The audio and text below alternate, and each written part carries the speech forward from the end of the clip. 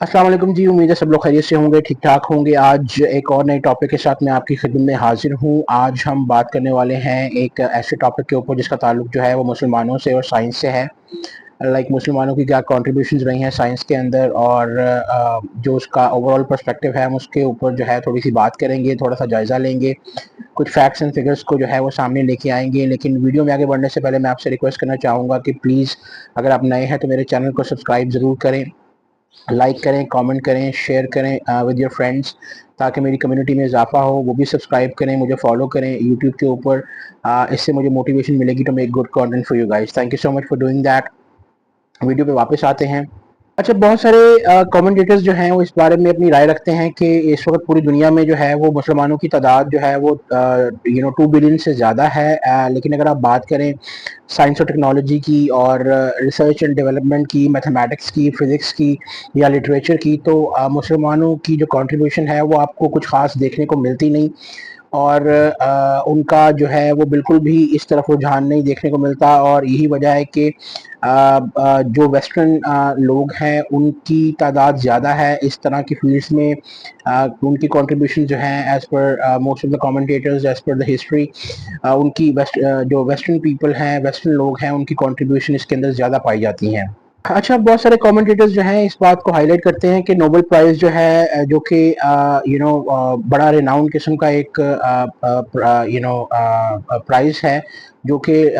साइंसदानों को या डिफरेंट लोग होते हैं जिनकी हाई एक्सपर्टीज़ होती है एक रेलेवेंट फील्ड के अंदर, उनको दिया जाता है, चाहे वो फिज़िक्स हो, केमिस्ट्री हो, इकोनॉमिक्स हो, मैथमेटिक्स हो। तो ये इसकी इसकी 123 साला हिस्ट्री में अगर आप इसका जायज़ा लें तो तकरीबन 492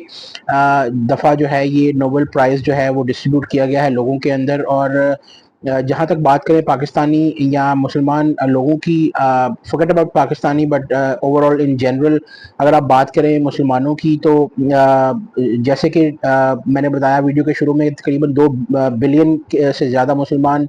पूरी दुनिया में पाए जाते हैं, जो कि 23% जिनका शेयर बनता है। तो अमूमी तासुर यही लोगों में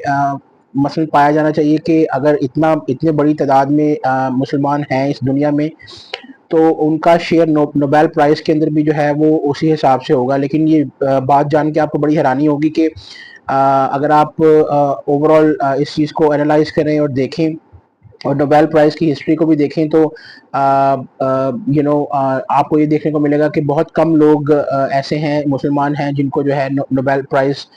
जो है वो दिया गया है। और इनकी तादाद 488 में से सिर्फ 3 की है, जिनको जो है यानी 488 के नंबर में से सिर्फ 3 लोग ऐसे हैं जो कि मुसलमान हैं और उनको ये नोबेल प्राइज़ जो है वो दिया गया है उनकी कंट्रीब्यूशंस टुवर्ड्स द साइंस। सबसे इंटरेस्टिंग बात यह है in the aspect of some commentators के, जो जिन 3 लोगों को जो है नोबेल प्राइज़ मिला है, जिसमें एक अब्दुल सलाम है और 2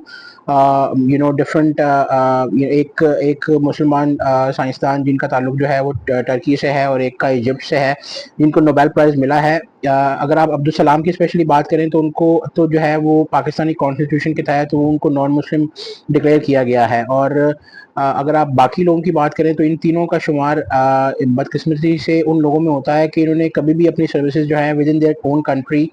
जो है वो नहीं दी। और इनका इनका जो टैलेंट है, इनका जो हार्डवर्क है, वो फ्लरिश किया हुआ वेस्ट के अंदर। और वेस्ट ने ही जो है वो इनकी काबिलियत को जाना और उसको सराहा और इवेंचुअली उनको नोबेल प्राइज़ से नवाजा। अब आप अगर बात करें, बहुत सारे कमेंटेटर्स ये कहते हैं कि क्या वजह है कि इन सारी वजूहात की बिना पे जो मुसलमान हैं वो क्यों इतना पीछे रह गए हैं साइंस और टेक्नोलॉजी की फील्ड के अंदर, और उनकी कंट्रीब्यूशन इतनी ज़्यादा देखने को नहीं मिलती। इस वीडियो के अंदर हम कुछ हार्ड रियलिटीज़ को देखेंगे, जानेंगे, कुछ फैक्ट्स को हम सामने रखेंगे टू फाइंड आउट कि यार इसकी क्या वजह है या वजूहात हैं कि मुसलमान जो हैं वो साइंस और टेक्नोलॉजी में इतना पीछे हैं। इसके बारे में थोड़ा सा एनालिसिस करेंगे कि कौन सी ऐसे अवामिल हैं जो कि इस सारे सूरत हाल के अंदर जो है मुसलमानों को रोके हुए हैं to grow in the field of science and technology. अच्छा, बहुत सारे कमेंटेटर्स जो हैं वो जब साइंस की बात आती है तो इस बारे में अपनी राय इस तरह से वो रखते हैं कि साइंस का जो बुनियादी उसूल है, जिसके ऊपर साइंस और टेक्नोलॉजी की बुनियाद रखी गई है, और साइंस और टेक्नोलॉजी जिस उसूल की के ऊपर चलती है, वो उसको कॉज एंड इफेक्ट का नाम दिया जाता है। जिसके अंदर बुनियादी सवाल ये पैदा होता है कि आप किसी भी फिनोमेना को देखते हो और आपके जहन में काफ़ी सवाल जो हैं वो पैदा होते हैं, जन्म जन्म लेते हैं कि इसका इसका कॉज क्या है और इसका इफेक्ट क्या होगा। तो उसकी खोज के अंदर जो है वो आप जुस्तजू करते हैं और इवेंचुअली जो है वो उसके जवाब को ढूंढने में अपनी काविशों को जो है ना वो मद्देनजर रखते हैं। अब बहुत सारे फिनोमेनाज आपको अपने इर्द गिर्द देखने को मिलते हैं। अगर आप ने उनका एनालिसिस करना हो या उनको जानना हो, तो आपको इस साइंस साइंस और टेक्नोलॉजी के जो उसूल है कॉज एंड इफेक्ट का, इसको जो है वो मद्देनजर ज़रूर रखना पड़ेगा और इसके ऊपर आपको वर्किंग ज़रूर करनी पड़ेगी। लेकिन जहाँ तक मुसलमानों का सवाल है, बहुत सारे कमेंटेटर्स ये कहते हैं कि मुसलमानों का ताल्लुक जो है वो इस सवाल से सरन नहीं है, और जब भी उनसे आप इस तरह का सवाल करो तो वो बिल्कुल मज़हब को या दीन को या खुदा को इसके बीच में लाके खड़ा कर देते हैं और बरी ज़िम्मा हो जाते हैं, ये कह के कि इसमें खुदा की मर्जी है, ये खुदा ने किया है। और वो उस चीज़ को खोजने में, उस चीज़ के जवाब को तलाश करने में अपनी जुस्तजू नहीं करते, और इवेंचुअली जो है वो एक तरह से अल्लाह के और खुदा के सुपुर्द कर देते हैं सारे मामलात को, और कॉज एंड इफेक्ट का जो सिलसिला है उसको एप्लीकेबल बनाते ही नहीं अपनी लाइफ के अंदर। बहुत सारे कमेंटेटर्स जो हैं वो इस बात पे तनकीद करते हैं मुसलमानों को लेके कि उनका मुसलमानों का मतम नज़र जो है वो बिल्कुल इस्लाम के और कुरान के और हदीस के बरक्स है। अनफॉर्चुनेटली, हालांकि बहुत सारी जो जगहों पे कुरान शरीफ के अंदर जो है वो इस चीज़ का हुक्म खुदा ने नाजिल किया है कि आप जो है वो आप तालीम हासिल करो या पढ़ो और रिसर्च करो, और जानो कि ये जो तमाम मामलात आपके इर्द गिर्द हो रहे हैं, इसका जो है वो क्या आउटकम है, ये क्यों हो रहे हैं। तो बहुत सारी आयतों के अंदर, बहुत सारी सूरतों के अंदर जो है वो डिफरेंट जगहों पे जो है रेफरेंस खुदा ने कोट किया है, और वो ये चीज़ बताई है अल्लाह सुब्हानहू व तआला ने कि आप जो है वो अपने इर्द गिर्द पे गौर करो और जानो कि जो मामला चल रहे हैं वो किस तरह से चल रहे हैं। बेशक खुदा की ज़ात जो है वो अपनी मर्ज़ी से सब मामला को चला रही है, और अल्लाह की मर्ज़ी से ही हर पत्ता जो है वो हिलता है। लेकिन हर चीज़ के होने में या ना होने में क्या वजूहात हैं या उसके उसके अवामिल क्या हैं, इसके बारे में खुदा जो है वो खुद कहता है कि आप इसके बारे में तहकीक करो। बहुत सारे कमेंटेटर्स जो हैं जब मुसलमानों की बात आती है तो उन पर तनकीद करते हुए उनको मसलन इस तरह से भी अपनी राय का इजहार करते हैं मुसलमानों के बारे में कि जहाँ पे साइंस और टेक्नोलॉजी की बात आती है तो मुसलमानों का जो ताल्लुक है वो इससे बिल्कुल हट चुका है एक तरह से, और वो हर चीज़ पे जो है वो सुभान अल्लाह या माशाल्लाह जैसे अल्फाज यूज़ करते हैं और खुदा के सपोर्ट कर देते हैं हर मामले को, और बिल्कुल तहकीक करना गवारा नहीं करते, या किसी भी मामले के अंदर जो है वो उनके अंदर लेजीनेस इतनी ज़्यादा आ गई है कि वो बिल्कुल भी जुस्तजू नहीं करते कि वो जाने कि इस फिनोमेना के पीछे कॉज एंड इफेक्ट क्या है, या किस वजह से ये सारे मामलात हो रहे हैं, एटसेट्रा एटसेट्रा। इसके साथ साथ कमेंटेटर्स जो हैं जब बात करते हैं तो इस मामले में भी जो है वो मुसलमानों पे तनकीद करते हैं कि मोस्टली ये देखने में आया है कि जो भी नेचर के फिनोमेनास हैं, जैसे कुछ समुंदर में जगह ऐसी हैं, कुछ लोएस्ट पॉइंट्स ऐसे हैं जहाँ पे अगर आप पानी के अंदर जाओ तो वहाँ पे डूबते नहीं आप, लेकिन लोग हैं मोस्टली मुसलमान, वो इस चीज़ को एक तरह से जो है वो मुआवजे के साथ कंपेयर करते हैं, या कहते हैं कि खुदा का मुआवजा है, जबकि वो साइंटिफिक वजूहात को नहीं देखते जो कि इस तरह की पाई जाती हैं कि वहाँ पे जो कुछ ऐसी जगह हैं समंदर में जहाँ पे जिसको लोएस्ट पॉइंट कंसिडर किया जाता है ओवरऑल ओशन के अंदर, जहाँ पे جو ہے وہ منرلس کی تعداد جو ہے، کوانٹٹی آف منرل سالٹ وہ کافی زیادہ پائی جاتی ہے، جس کی وجہ سے جو ہے وہ پانی کافی ڈینس ہو جاتا ہے، اور ایونچولی جو ہے وہاں پہ لوگ جو ہیں وہ اگر آپ جاؤ انٹر کرو تو آپ وہاں پہ فلوٹ کرتے ہو. اس طرح بہت ساری جگہیں ایسی ہیں سمندر میں جہاں پہ جو ہے پانی ایک طرح کا پانی دوسرے طرح کے پانی سے، ایک سمندر دوسرے سمندر سے نہیں مل رہا ہوتا. حالانکہ سمندر تو ایک ہی ہے، لیکن ایک طرف کا پانی جو ہے وہ ڈفرنٹ ہوتا ہے، ایک طرف کا پانی ڈفرنٹ ہوتا ہے، اور وہ آپس میں کولائڈ کر رہے ہوتے ہیں، لیکن وہ آپس میں مرج نہیں کر رہے ہوتے. اسی طرح کمنٹیٹرز کہتے ہیں کہ یار اس کا تعلق جو ہے وہ کسی معجزے سے نہیں ہے، بلکہ اس کے پیچھے سائنس ہے ایک طرح سے. اور جیسے زمین سورج کے گرد گھومتی ہے اور ایک طرح سے جو ہے وہ کائنات کا نظام چل رہا ہے، یہ معجزہ نہیں ہے بلکہ اس کے پیچھے ایک سائنس پائی جاتی ہے. سارے کامنٹیٹرز جو ہیں جو مسلمانوں کی کلرجی ہے اس کو بھی تنقید کا نشانہ بناتے ہیں، کیونکہ موسٹلی کانسیپٹ یہ پایا جاتا ہے کہ مسلمان اوور آل ان جنرل